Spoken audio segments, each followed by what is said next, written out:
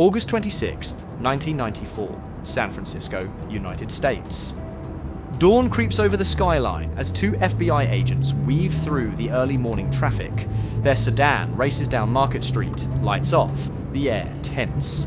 At that very moment, inside a downtown bank, a Russian woman stands at the counter, trying to withdraw nearly $500,000 in cash. Her tone is calm, her expression unreadable. The teller, confused by the sudden request and the size of the amount, politely stalls, suggesting she wait just a few minutes while the paperwork clears. She hesitates, fingers tapping the counter. Outside, the FBI car screeches to a halt. The agents rush inside, badges up, weapons drawn. They order her to the ground. She's stunned, caught mid-transaction, moments before walking away with nearly $500,000 in stolen funds. Across the world, in Tel Aviv, Israel, another customer is attempting a nearly identical withdrawal. He too has a new bank account, a fresh passport, and no idea that local authorities are already waiting. Once he demands cash, officers surround him. Within seconds, he's in custody. For months, people scattered across multiple countries, Finland, Argentina, Israel, and the United States, had been appearing in banks, trying to withdraw enormous sums of money, all wired from the same source, Citibank. But Citibank hadn't authorized any of it. Someone else had. A hacker had breached one of the largest financial institutions in the world, orchestrating one of the boldest crimes of the decade. This was not a robbery with guns or masks. It was done entirely through a computer network, across oceans, with nothing more than a modem and a stolen password. To understand how it began, we rewind to December 1993 in St. Petersburg, Russia.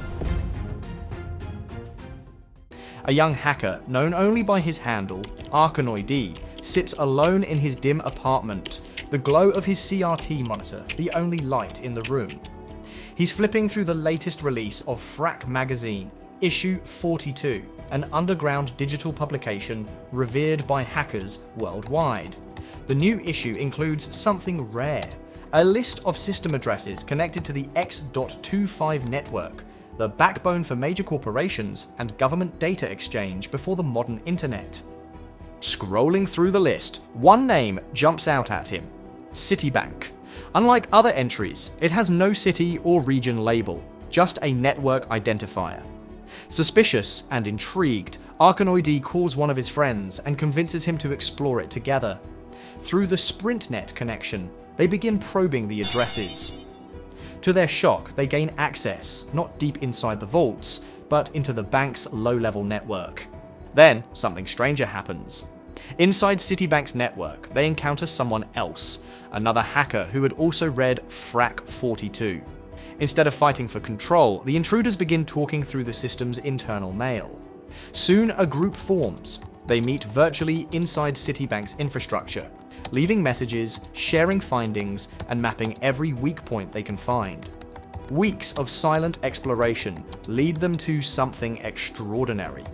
They discover an internal mailbox containing login credentials for Citibank's cash management terminals, the systems used by employees to authorize corporate wire transfers. With that access, anyone could move millions of dollars with just a few commands. The group is thrilled, but cautious. None of them wants to risk becoming fugitives for the sake of a payday. But one member, whose name remains unknown, decides he can't resist. He believes he can profit if he sells the information to someone bold enough to use it. Early 1994, St. Petersburg. The anonymous hacker meets a quiet, serious man named Vladimir Levan. Levan, a 30-year-old systems engineer, works for a company called AO Saturn, a local software firm. He has technical skills, underworld acquaintances, and most importantly, ambition. The hacker explains everything: the SprintNet routes, the connection process, the terminal credentials, and how the system works. Levan listens carefully, pays $100 for the details, and promises nothing in return. That night, Levan tests the information. Step by step, he follows the directions, connecting through the X.25 protocol into Citibank's network, logging into its terminals, watching legitimate transactions happen in real time. The system accepts his commands.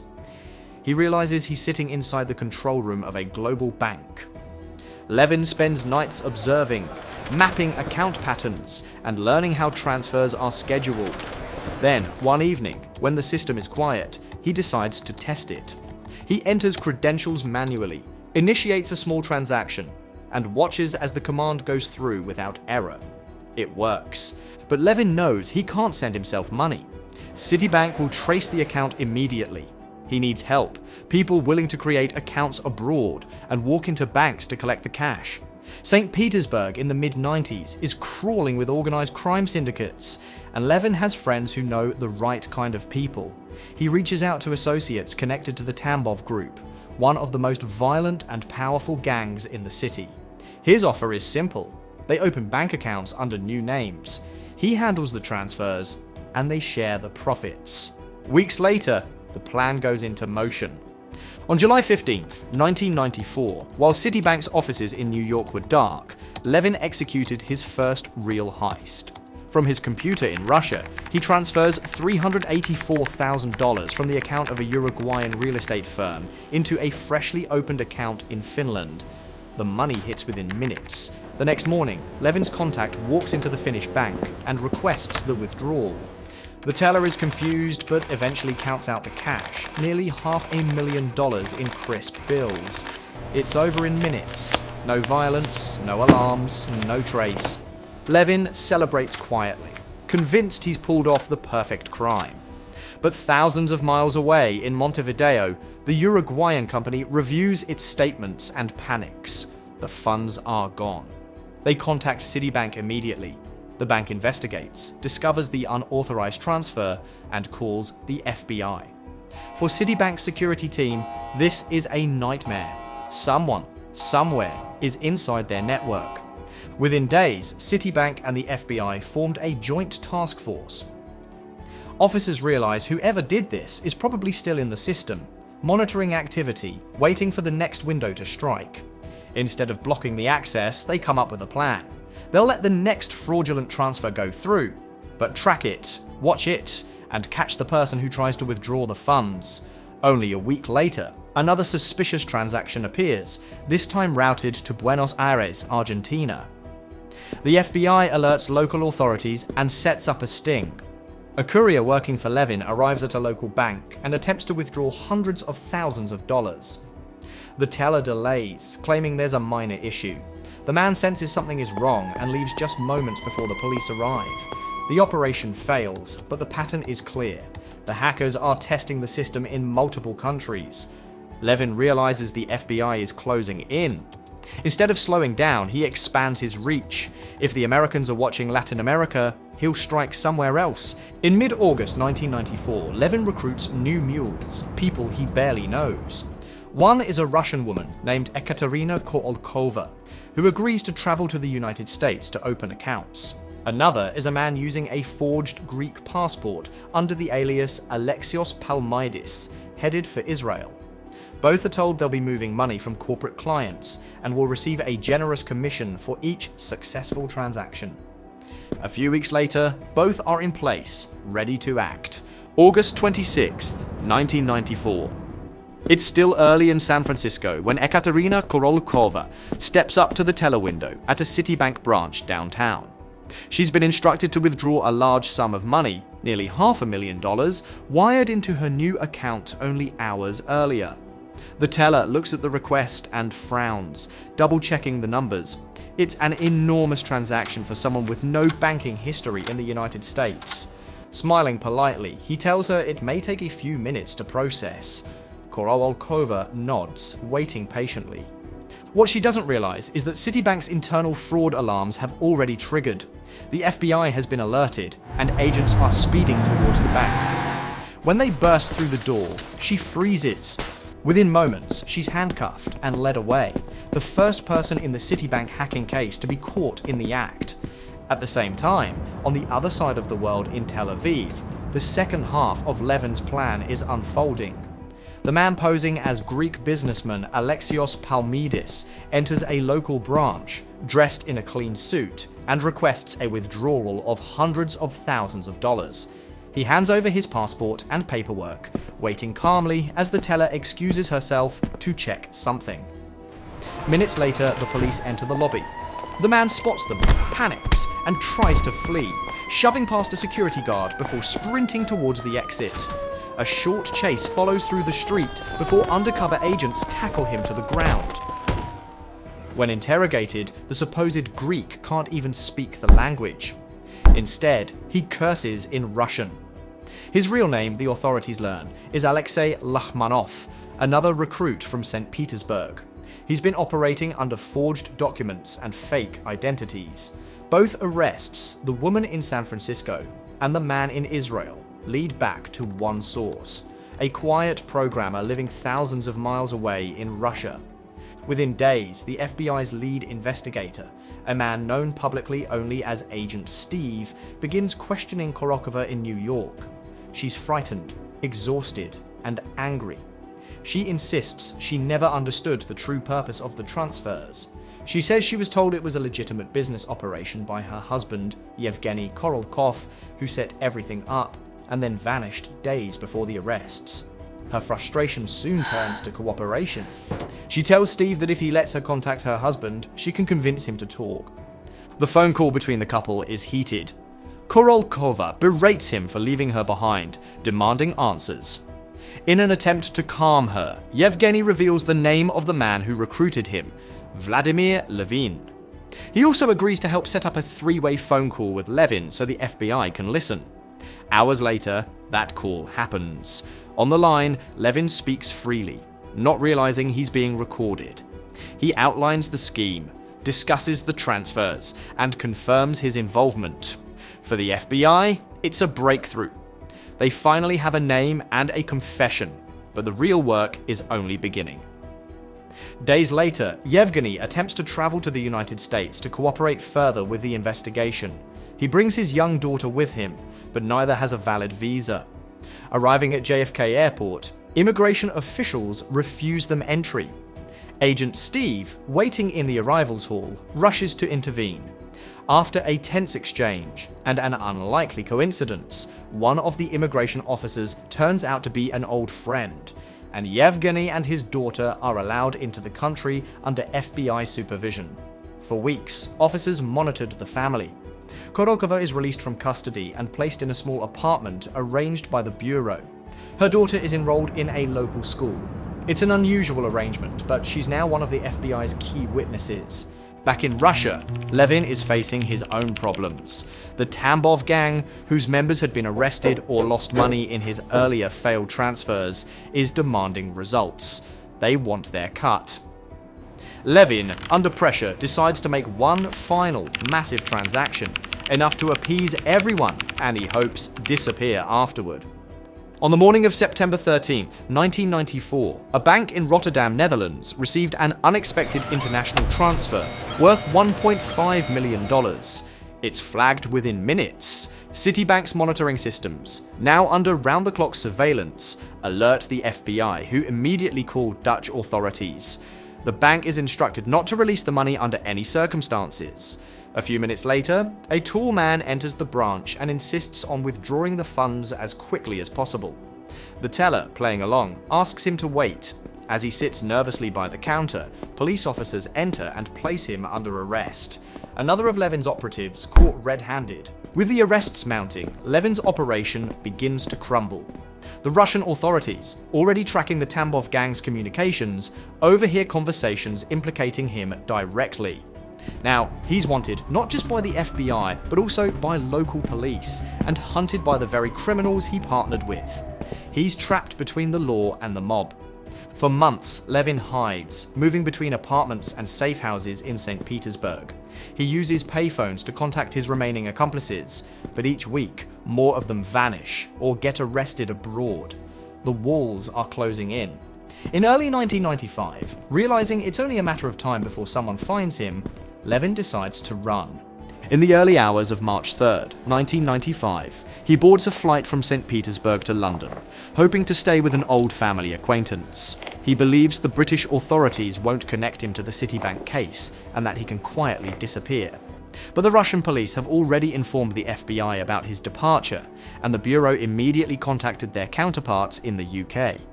As soon as Levan exits the plane at Stansted Airport, British officers arrest him. Back in St. Petersburg, FBI agents and Russian investigators raid AO Saturn's offices, the company where Levan worked. They seize his computers and begin combing through the hard drives. There, they find exactly what they were hoping for: connection logs and communication records linking his terminal directly to Citibank's network. It's the confirmation they need. For the American agents working in Russia, the discovery feels like the climax of a spy thriller.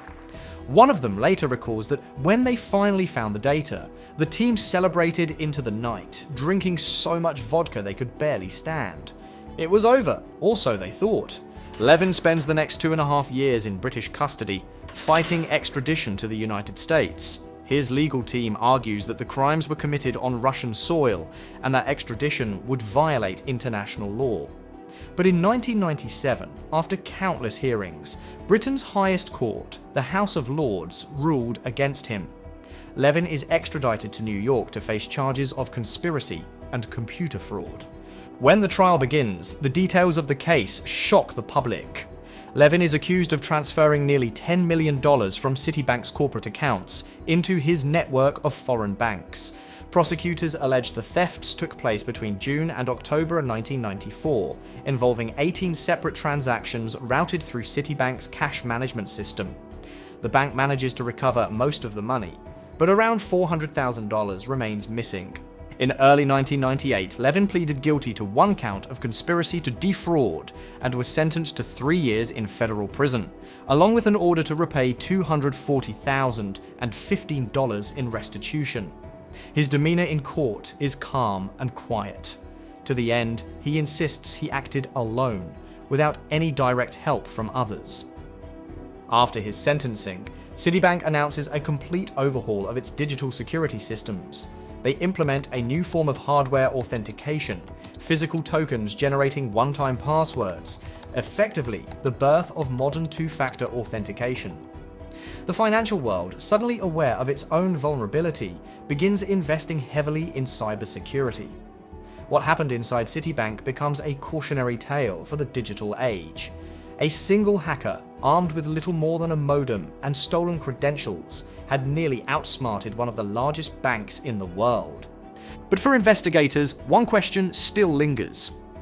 How could Levan, a mid-level programmer with no advanced hacking background, have penetrated such a complex network on his own?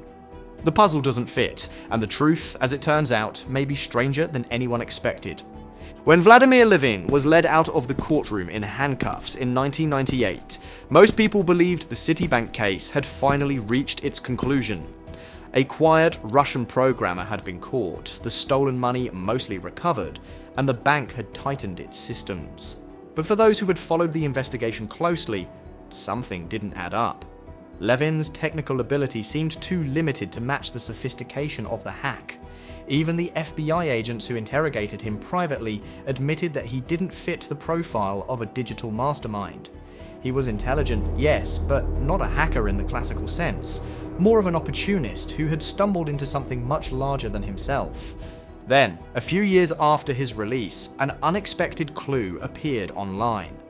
In 2005, a post surfaced on a Russian technology forum, written by a user going by the handle Arkanoid, the same alias as the hacker who had supposedly first discovered Citibank's X.25 network back in 1993. The post claimed that Levan hadn't actually hacked Citibank at all. Instead, he had purchased access from members of a small hacker collective in St. Petersburg. According to the message, it was this group that had infiltrated Citibank's internal systems months before Levan entered the picture. They had mapped the network, collected passwords, and even created backdoors for remote access. Levan, they said, was simply the buyer who turned that research into profit. The story matched several inconsistencies in the FBI's case file.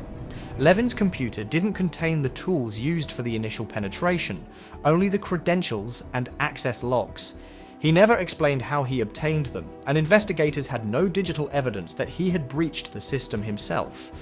The Arkanoid post filled in those blanks, describing in meticulous detail how the hackers exploited vulnerabilities into the SprintNet gateway to reach Citibank's terminals.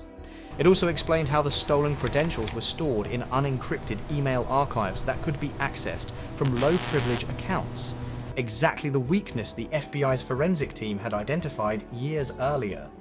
Whether the post came from the real Arkanoid or an imitator has never been proven, but the timing and technical accuracy gave it credibility. Many cybersecurity historians now believe that Levan was, at best, a secondary player, the one reckless enough to use the keys that others had forged. After his release from prison, Levan faded into obscurity. He reportedly returned to Russia briefly before traveling to the Czech Republic, where he was said to be involved with a small software company. Around the same time, mysterious financial transactions linked to a firm called Bonaventure Management SA appeared, transfers totaling several $1 million that some investigators believed were tied to the missing Citibank funds. Bonaventure, according to European corporate registries, was connected to one of Levan's former business associates. Soon after these transfers, Levan disappeared completely. Rumors about his fate spread quickly through the hacker community. Some claimed he had been murdered by Tambov gang associates for money that never arrived. Others suggested he had assumed a new identity and started a quiet life under a different name. A few conspiracy theories even insisted that intelligence agencies recruited him, offering his expertise in exchange for protection. None of these stories has ever been confirmed, and to this day, Vladimir Levan's final years remain a mystery. What isn't in doubt is the impact his case had on the world. Before the Citibank hack, cybersecurity was an afterthought. Banks relied on passwords and basic encryption, assuming that their private networks were safe simply because they weren't connected to the public internet. Levan's attack shattered that illusion. Citibank responded by introducing physical authentication tokens, devices that generated unique one-time codes for every transaction. It was one of the first large-scale uses of multi-factor authentication, a security measure that is now standard worldwide. The FBI also learned hard lessons.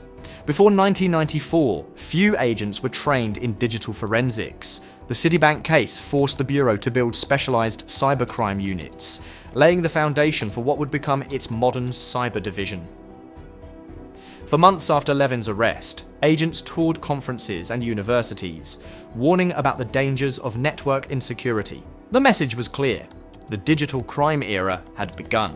In the years that followed, hackers grew more organized and ambitious. Lone individuals were targeted, not banks and corporations, but by teams, many operating from the same regions of Eastern Europe that had produced Levan. What once seemed like an isolated incident in a St. Petersburg apartment turned out to be the beginning of a global phenomenon. Yet beyond its technical legacy, the Citibank case remains a fascinating human story. It's about curiosity that spiraled into crime, greed mixed with fear, and the thin line between digital exploration and theft.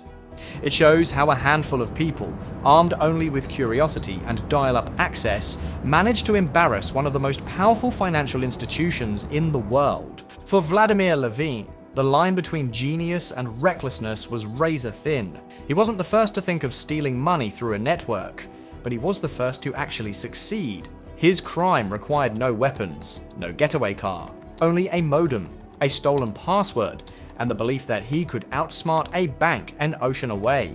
In doing so, he became a symbol of a new kind of criminal, one whose power came not from muscle, but from information.